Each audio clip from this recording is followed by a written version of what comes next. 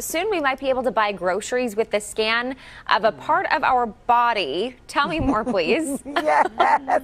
So here's the deal. Amazon is reportedly testing body scan payment technology. This kind of creeps me out a little bit. According to the New York Post, the e-commerce giant is trying out the system called Orville, which uses biometric technology. The way it works, as it stands, is Amazon Prime users would scan their hand to ring up a purchase instead of a card. The goal is to roll it out at Whole Foods by the beginning of next year. Dina? Okay, I have so many concerns because that means then your fingerprints are out there. Yep, not just your finger. And I mean, like, what if you just wave and now you have a whole roll of cereal, that you just bought? Why not just put microchips in our arms and we just bump up next to anything? That's where we're headed. That is the thing. I'm with you, Dina, because, like, as soon as you're like, oh, it's okay to, like, use my hand, and then next we got a chip in our arm. Yeah. Charter City is stunned by the sudden rollout of Rook Unlimited's most fantastic device ever. The Smart Mark. Throw your other devices away because the Smart Mark is more than just a phone. It's part of you. Use it as cash. Book your travel. And even shoot video. Distribution points are all over the city. And don't let the lines discourage you. The Rook Unlimited Smart Mark is worth the wait. I never realized how wonderful technology could make me feel. The Smart Mark has brought order to my life. And the best part? It's absolutely free. A gift of thanks to our city from Rook Unlimited.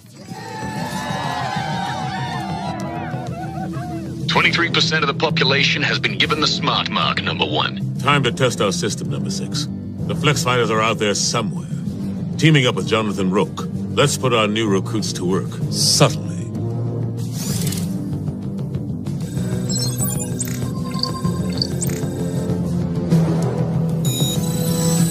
We should find the Flex Fighters.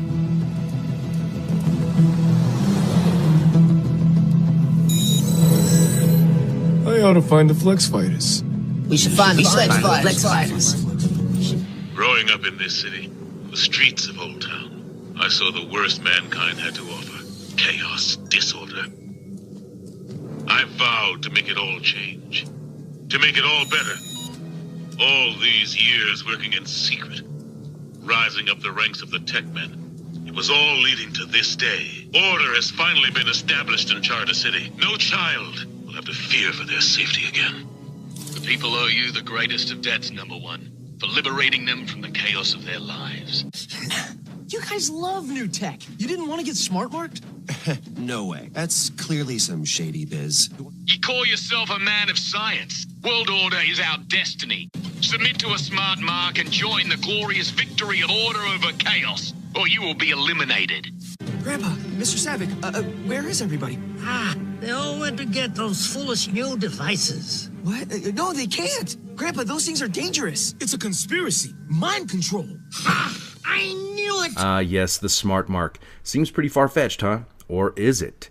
It actually might not be as far-fetched as you may think. In fact, much of this technology is already in development and is getting ready to be rolled out as we transition from this current system of control into the new digitalized system of control, which will be the cherry on top of the international surveillance state. Now, this new digitalized system of control was highlighted in my recent report about the World Economic Forum's Great Reset, which incorporates the Fourth Industrial Revolution, one of the most important reports I have done.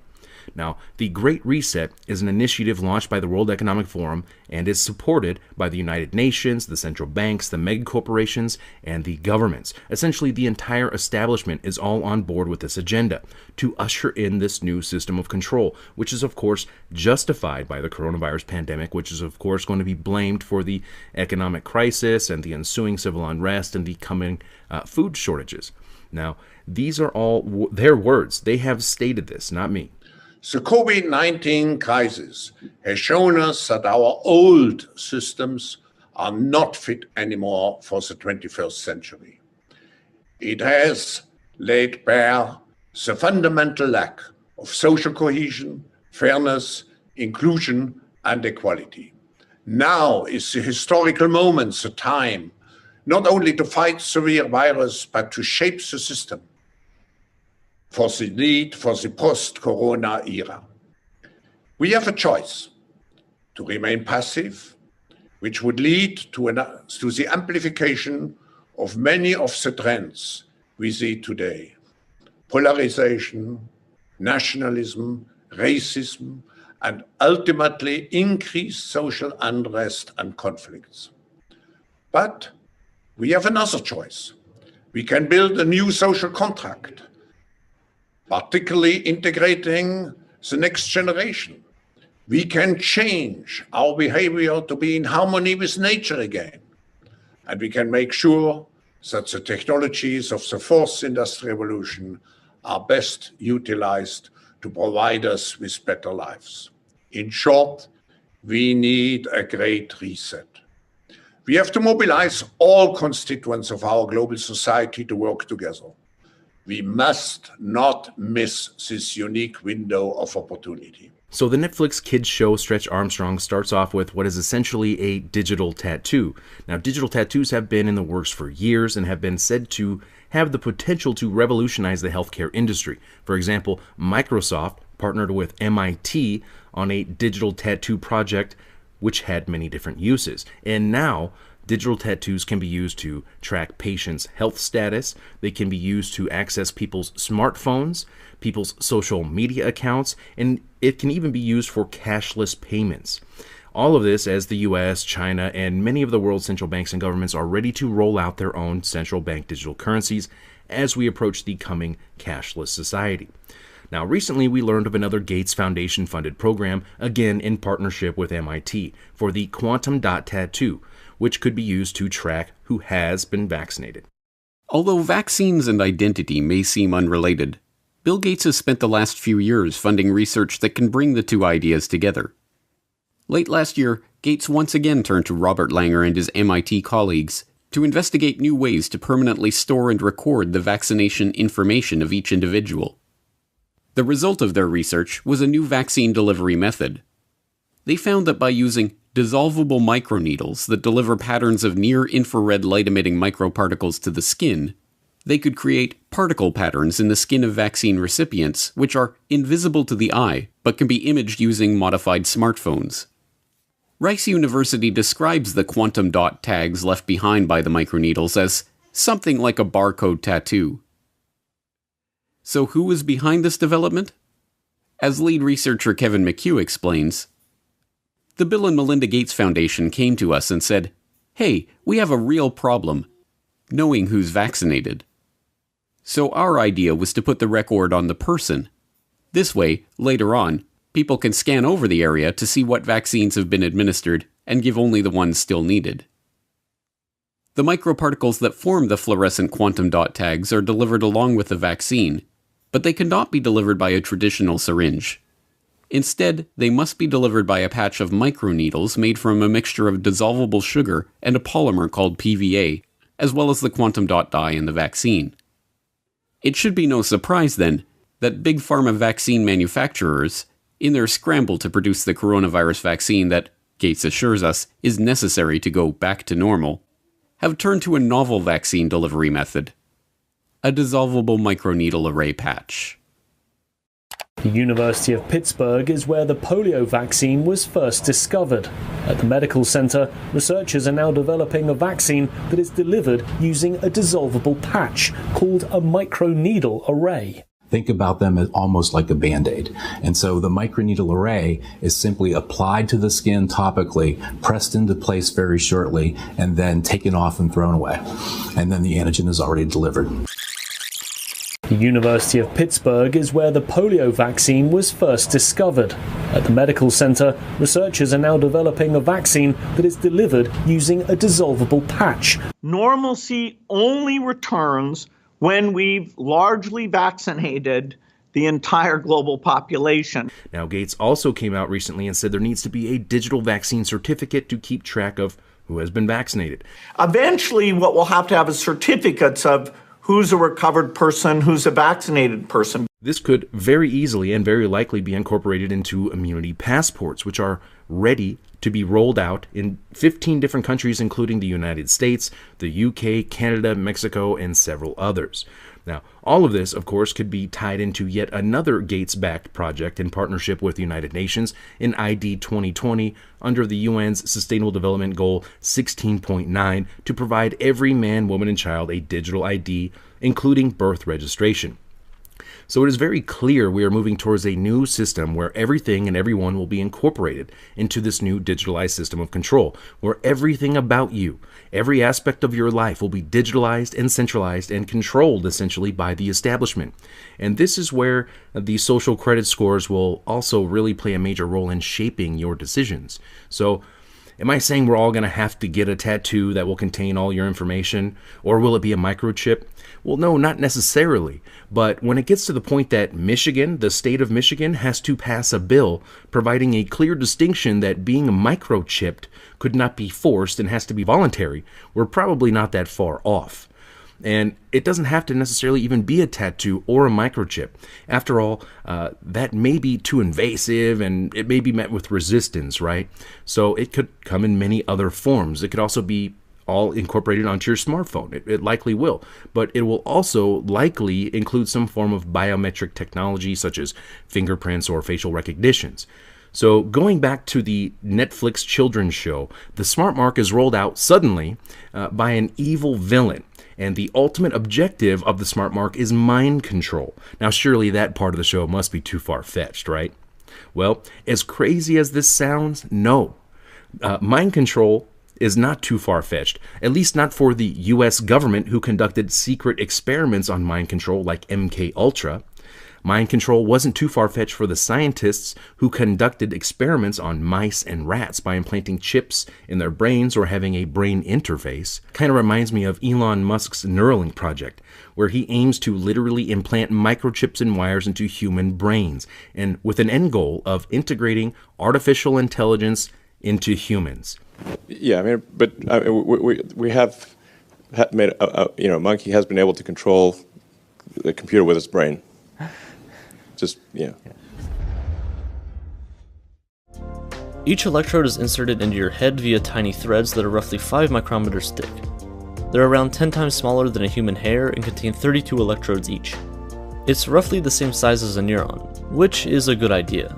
There's a size limit for things that you want to stick in your head. Something too large is inevitably going to cause problems, so the smaller, the better. Neuralink actually made a robot that is used to insert these with extreme precision, which is pretty much mandatory. Humans couldn't do it if they wanted.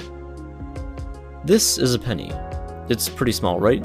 It's roughly the same size as the tip of my thumb. Now, zooming in extremely close, this right here is the needle that will be inserted into your skull. Placing it beside a penny, you actually couldn't see it. As the robot inserts each thread one by one, at the end, there could eventually be up to 10,000 of these electrodes inside your head, each responsible for recording separate neurons which can later on be analyzed. But not only can they read data from your brain, they can also input data as well. It's a two-way street. It's sort of like being able to upload and download things from your brain.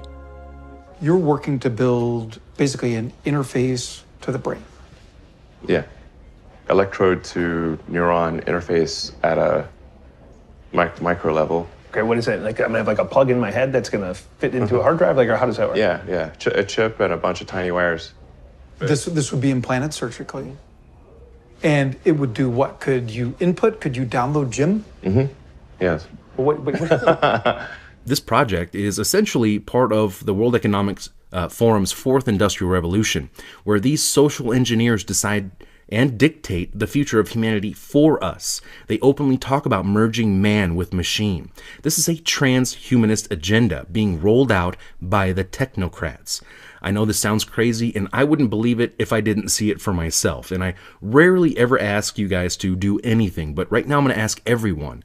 After you finish watching this report, please search Fourth Industrial Revolution on YouTube, or click the link in the description and you will find the official World Economic Forum's own video on the Fourth Industrial Revolution talking about merging man with machine. The original Industrial Revolution was driven by the discovery that you could use steam engines to do all kinds of interesting things. But that was followed by additional revolutions for electricity and computers and communications technology. we're now in the early stages of the fourth industrial revolution, which is bringing together digital, physical, and biological systems. One of the features of this fourth industrial revolution is that it doesn't change what we are doing, but it changes us. You will hear them talk about gaining access to people's thoughts and emotions and building a construct for them to safely operate and think in. This is the definition of mind control. One of the things that I think is so essential to free and open societies is freedom of thought. And up until now, the conversation we've been having is around freedom of speech. Once we can access people's thoughts and access people's emotions, we have to create a space that enables people to think freely, to think divergent thoughts, to think creative thoughts. And in a society where people fear having those thoughts, the likelihood of being able to enjoy progress is significantly diminished. Now, do you really think that if the technocrats of this fourth industrial revolution were actually able to merge man with machine and have the ability to literally control your thoughts and emotions, that they wouldn't do it? Of course, it'll be sold as, the greatest scientific achievement in history, helping the blind to see and helping the disabled to walk. But history shows us that things which could be used to benefit humanity are all too often weaponized and used against it. So once again, going back to the Netflix children's show, is this predictive programming? Is this conditioning our children for the coming digitalized dystopian future enslavement of humanity? Or is this a warning? Share your thoughts below. You can follow my work on BitChute, Twitter, and activistpost.com. I'm Spiro. Thanks for watching.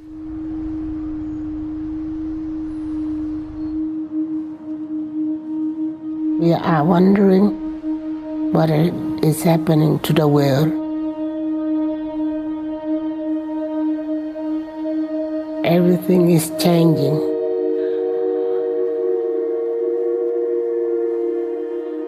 The very idea of human being some sort of natural concept is really going to change. The very idea of human being some sort of natural concept is really going to change. Our bodies will be so high-tech, we won't be able to really distinguish between what's natural and what's artificial.